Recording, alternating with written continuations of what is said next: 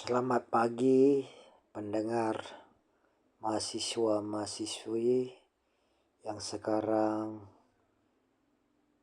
mendengarkan secara online pembelajaran kita ya. Kemarin sudah kita terangkan mengenai masalah pencucian uang, kini kita lanjutkan lagi pembelajaran kita. Selamat mendengarkan semuanya. Terima kasih. Seperti kita ketahui, dewasa ini perlawanan terhadap kegiatan pencucian uang atau money laundering secara internasional semakin meningkat. Bahkan banyak negara maupun regional, hal tersebut telah menjadi salah satu agenda politik yang selalu dibahas. Beberapa hal yang mendorong sejumlah pemerintah untuk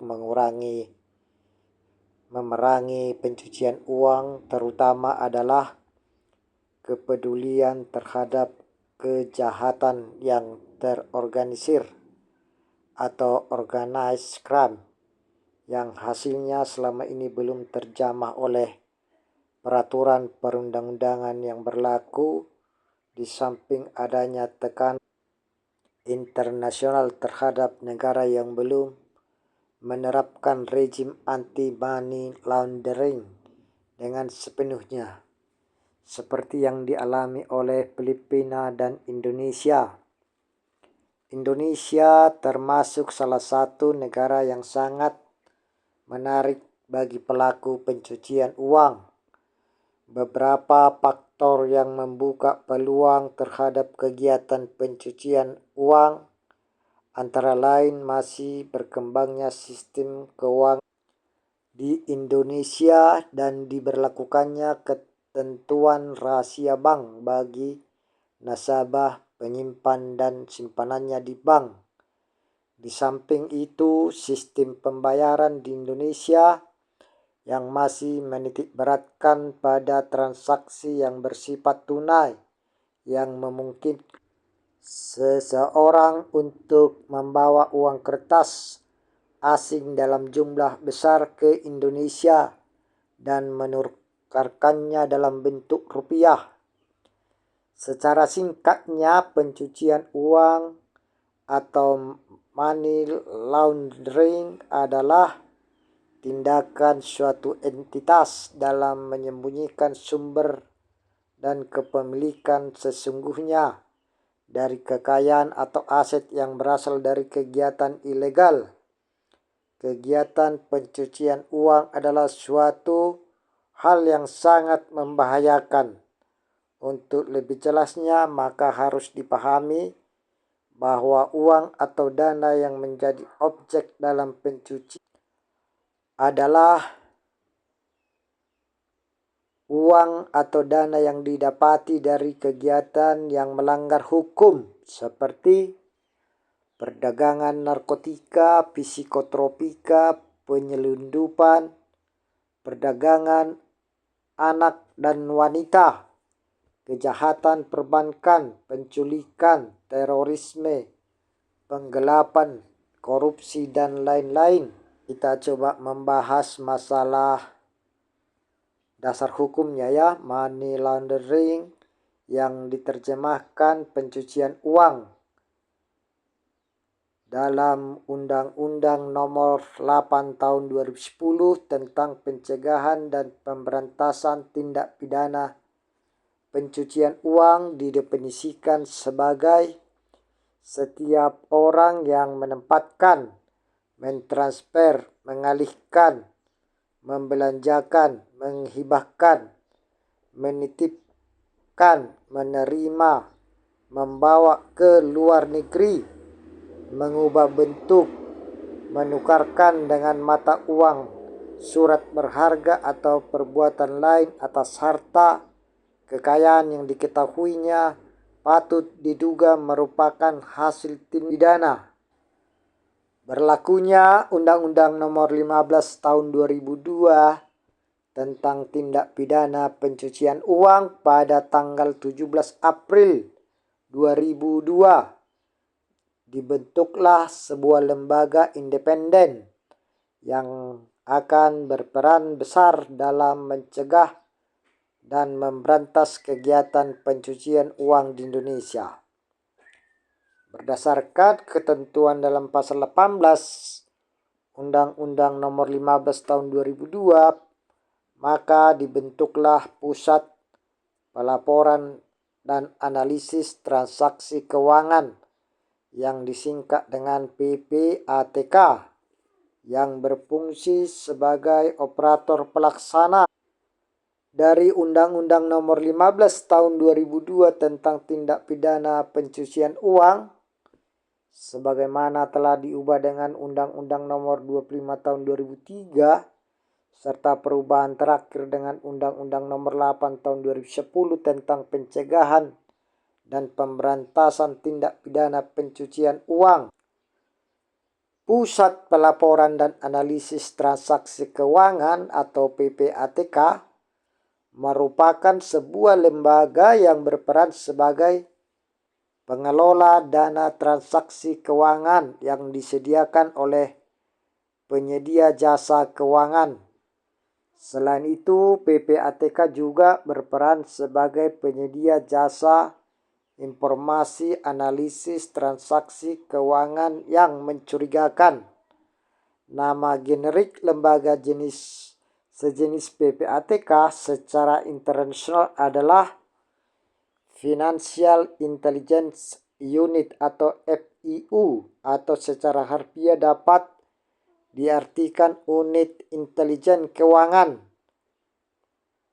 Lembaga PPATK yang secara umum bertugas menganalisis transaksi keuangan yang mencurigakan atau Suspicious Transactions Report atau STR, dan transaksi tunai dalam jumlah besar atau Cash Transaction Report atau CTR, merupakan lembaga sentral atau focal point dalam upaya pencegahan dan pemberantasan pencucian uang di Indonesia. Akhir-akhir ini, bahkan beberapa tahun yang lalu Indonesia sempat dikejutkan dengan pemberitaan kasus korupsi, penggelapan pajak, gratifikasi, penyuapan hakim, dan pencucian uang yang dilakukan oleh mafia pajak atau Gayus Halomoan Tambunan, atau yang lebih dikenal dengan Gayus Tambunan, pegawai Direktorat Jenderal Pajak golongan 3A. PPATK menemukan keganjilan di rekening pegawai Direktorat Pajak tersebut, dan Polri menyita sejumlah harta di Safe Deposit Box Bank Mandiri Cabang Kelapa Gading berupa uang dalam bentuk uang yang mengantarkannya diganjar hukuman selama 28 tahun penjara. Sementara itu, PPATK juga menemukan beberapa rekening ganjil dari Kementerian Agama atau Kemenak. Kemenak merupakan instansi pemerintah yang berlatar belakang agama, seharusnya jauh dari korupsi. Pelayanannya memuaskan, pegawainya santun dan tidak neko-neko, serta jauh dari berita miring. Namun nyatanya kementerian ini hampir setiap tahun dinobatkan sebagai paling korup. Pusat Pelaporan dan Analisis Transaksi Keuangan menyebutkan adanya kejanggalan pengelolaan dana haji yang mencapai 80 triliun sejak 2007 sampai 2012. Ketua Umum PPATK Muhammad Yusuf mengungkapkan kejanggalan itu semakin kuat lantaran ada bunga sebesar 2,3 triliun yang tak jelas pemanfaatannya. Pada akhirnya menyeret nama mantan Menteri Agama Surya Dharma Ali. Tindakan pidana pencucian uang atau TPPU memiliki dampak luas dan sangat merugikan masyarakat dan negara. Karena itu kontribusi PPATK sangat membantu dalam mencegah dan memberantas tindak pidana pencucian uang di Indonesia. Karena pelaku pencucian uang bukan orang-orang biasa, melainkan orang-orang yang memiliki jabatan, pintar dan berpendidikan tinggi. Diperlukan kepedulian, keberanian, dan integritas sesuai peran instansi masing-masing. Saat ini kontribusi PPATK tersebut menjadi sangat penting dalam usaha pemberantasan tindak pidana pencucian uang di Indonesia, karena PPATK mempunyai tugas mencegah dan memberantas tindak pidana pencucian uang, serta merupakan sebuah lembaga yang berperan sebagai pengelola dana transaksi keuangan yang mencurigakan. Hasil analisis PPATK bisa digunakan sebagai dasar bagi penegak hukum untuk menyelidiki pihak-pihak yang terlibat dalam kejahatan pencucian uang. Sejarah pencucian uang. Problematika pencucian uang sudah meminta perhatian dunia internasional karena dimensi dan implikasinya yang melanggar batas-batas negara. Al Capone, penjahat terbesar di Amerika masa lalu, mencuci uang hitam dari usaha kejahatannya dengan memakai Zbigniew Meyer Lansky, seorang Polandia. Lansky, seorang akuntan, mencuci uang kejahatan Al Capone melalui usaha binatu atau laundry. Demikian asal muasal muncul namanya money laundering ya. Pada mulanya pencucian uang bukanlah merupakan tindak pidana atau perbuatan kriminal, kecuali merupakan perbuatan melawan hukum, menghindari pajak atau tax evasion. Pencucian uang dimasukkan dalam terminologi kejahatan. Pertama kali dikenal Amerika Serikat pada tahun 1930-an. Istilah tersebut merujuk tindakan mafia yang memproses uang hasil kejahatannya untuk dicampur dengan bisnis yang sah. Tindakan ini bertujuan agar uang kotor tersebut menjadi bersih atau sah. Istilah money laundering berasal dari kegiatan para mafia yang membeli perusahaan-perusahaan pencucian pakaian atau laundromat, tempat menginvestasikan atau mencampur hasil kejahatan mereka yang sangat besar dari hasil pemerasan, penjualan ilegal minuman keras, perjudian, dan pelacuran. Seandainya yang dipilih oleh para mafia pada waktu itu bukan bisnis laundry, barangkali istilah yang muncul juga bisa berbeda. Menurut Jeffrey Robinson, mitos mafia tersebut di atas hanyalah isapan jempol belaka. Money laundering dipakai karena istilah tersebut secara tepat mendeskripsikan apa yang terjadi, yaitu uang yang tidak sah atau kotor ditaruh melalui siklus transaksi atau dicuci. Dengan kata lain, sumber dari dana yang tidak sah tersebut dikaburkan melalui perpindahan, transfer, atau transaksi dengan maksud agar dana-dana tersebut dapat nampak sebagai pendapatan yang sah. Penggunaan pertama kali istilah money laundering menurut Steele dipakai di surat kabar berkaitan dengan pemberitaan mengenai skandal Watergate di Amerika Serikat pada tahun 1973. Penggunaan sebutan tersebut dalam konteks pengadilan atau hukum muncul untuk pertama kalinya tahun 1982 dalam perkara US sekian-sekian ya di Epsup. Sejak saat itulah istilah tersebut telah diterima dan digunakan secara luas di seluruh dunia. Money laundering dapat diistilahkan dengan pencucian uang atau pemutihan uang, pendulangan uang, atau disebut juga dengan pembersihan uang dari hasil transaksi gelap atau kotor. Money laundering merupakan salah satu aspek perbuatan kriminal. Dikatakan demikian karena sifat kriminalitas money laundering ialah berkaitan dengan latar belakang dari perolehan sejumlah uang yang sifatnya gelap, haram atau kotor.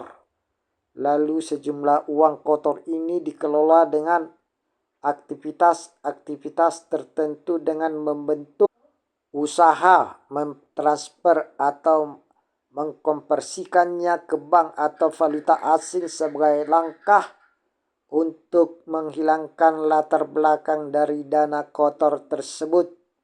Sejalan dengan perkembangan Indonesia termasuk salah satu negara yang sangat menarik bagi pelaku pencucian uang. Beberapa faktor yang membuka peluang terhadap kegiatan pencucian uang antara lain masih berkembangnya sistem keuangan di Indonesia dan berlaku ketentuan rahasia bank bagi nasabah, penyimpan dan simpanannya di bank. Di samping itu, sistem pembayaran di Indonesia yang masih menitik beratkan pada transaksi yang bersifat tunai. Faktor lain juga turut mempengaruhi adalah dianutnya sistem devisa bebas. Dengan adanya sistem devisa bebas, setiap orang atau badan hukum dengan bebas untuk memasukkan atau membawa keluar valuta asing dari wilayah Indonesia. Di dalam sistem ini, penduduk yang memperoleh dan memiliki devisa tidak wajib menjualnya ke negara dianutnya. Kebijakan ini mengingat keterbatasan dana yang diperlukan bagi pembiayaan pembangunan, sehingga pemerintah menerapkan kebijakan yang bertujuan mengundang investor asing untuk menanamkan dananya di Indonesia. Pengertian pencucian uang.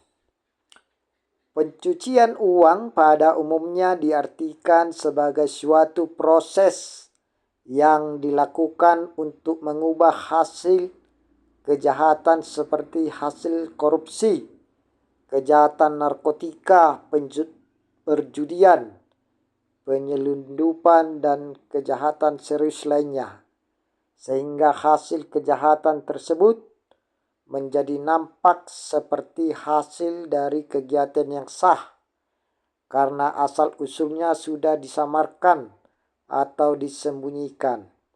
Pada prinsipnya, kejahatan pencucian uang adalah suatu perbuatan yang dilakukan untuk menyamarkan atau menyembunyikan hasil kejahatan sehingga tidak tercium oleh para aparat. Dan hasil kejahatan tersebut dapat digunakan dengan aman seakan-akan bersumber dari jenis kegiatan yang sah. Menurut Undang-Undang Republik Indonesia Nomor 8 Tahun 2010 tentang pencegahan dan pemberantasan tindak pidana pencucian uang adalah setiap orang yang menempatkan, mentransfer, mengalihkan, membelanjakan, membayarkan, menghibahkan, menitipkan, membawa ke luar negeri, mengubah bentuk, menukarkan dengan mata uang atau surat berharga atau perbuatan lain atas harta kekayaan yang diketahuinya atau patut diduganya merupakan hasil tindak pidana dengan tujuan menyembunyikan, atau menyamarkan asal-usul harta kekayaan dipidana karena tindak pidana pencucian uang.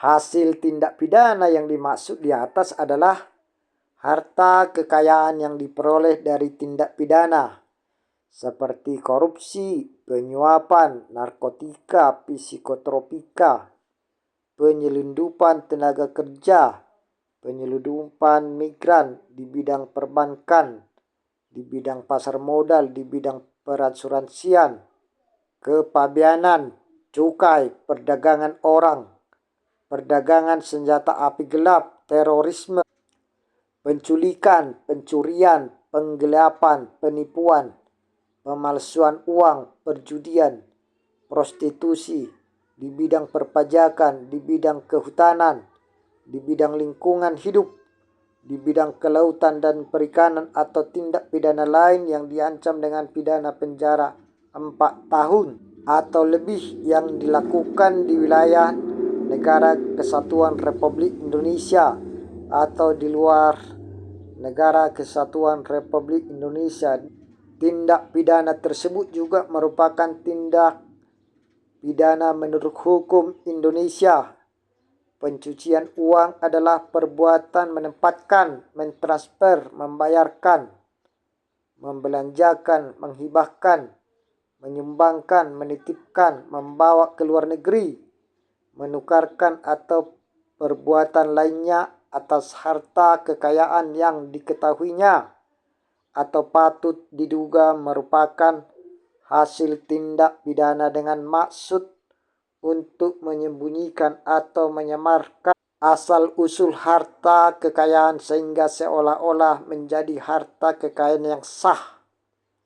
Sesuai dengan pasal 2 Undang-Undang Nomor 25 Tahun 2003, tindak pidana yang menjadi pemicu terjadinya pencucian uang meliputi korupsi, penyuapan, penyelundupan barang dan tenaga kerja, strip imigran, perbankan, narkotika, psikotropika, perdagangan budak, wanita, strip anak, strip senjata gelap, penculikan, terorisme, pencurian, pergelapan, dan penipuan.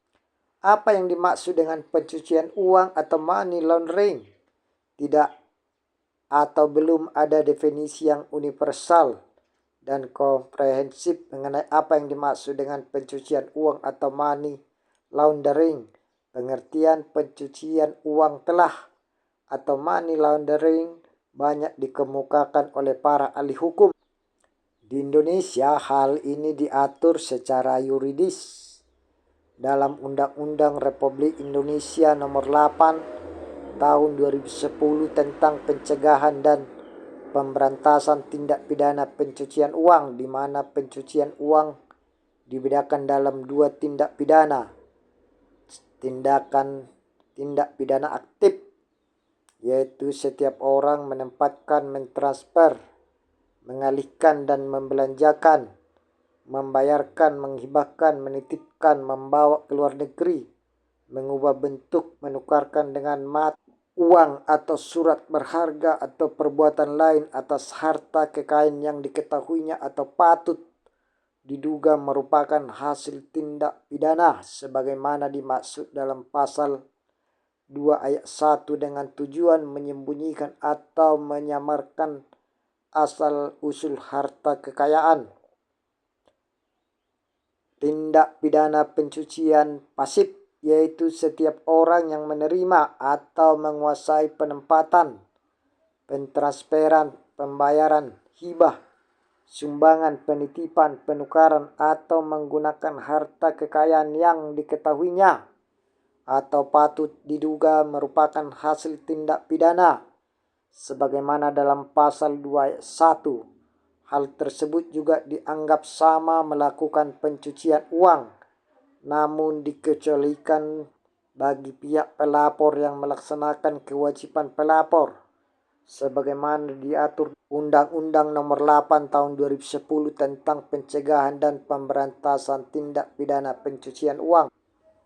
Dalam pasal 4 Undang-Undang Republik Indonesia Nomor 8 Tahun 2010 dikenal pula bagi mereka yang menikmati hasil tindak pidana pencucian uang yang dikenakan kepada setiap orang yang menyembunyikan atau menyamarkan asal-usul, sumber, lokasi, peruntukan, pengalihan hak, atau kepemilikan yang sebenarnya atas harta kekayaan yang diketahuinya atau patut diduganya merupakan hasil tindak pidana sebagaimana dimaksud dalam pasal 2 ayat 1.